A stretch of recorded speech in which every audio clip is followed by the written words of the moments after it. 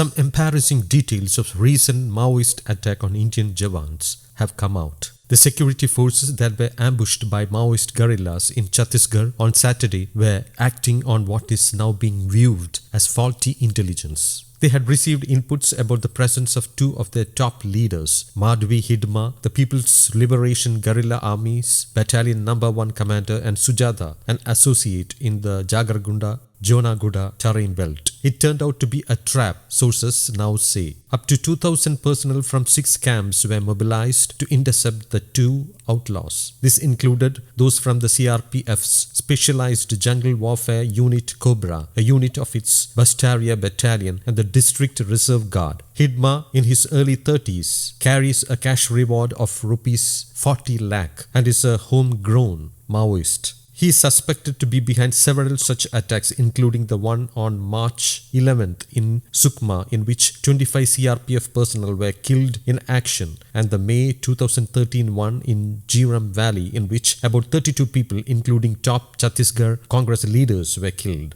Once one of the teams reached the spot where the left-wing terrorist commanders were to be found, according to the intelligence, some 400 Maoists encircled the security personnel from 3 sides. A heavy gun battle ensued in the jungle, and while the forces fought back with all their might, they suffered huge losses due to the ultras' tactical advantage, officials said. Up to 22 personnel were killed in the line of duty and over 30 sustained injuries, they said. The Maoists looted some 24 assault weapons from the forces. The security personnel took cover behind large trees and kept firing till they ran out of ammunition, officials said. Chhattisgarh Chief Minister Bhupesh Baghel and CRPF Director General Kuldeep Singh have, however, denied any intelligence failure. There is no point in saying there was some kind of intelligence or operational failure. Had it been some intelligence failure, forces would have not gone for the operation. And if there was some operational failure, so many Maoists would have not been killed, Singh told ANI. He had, however, earlier acknowledged that his personnel were surprised and ambushed. Speaking on Maoist casualties, he said, it should not be less than 25 to 30.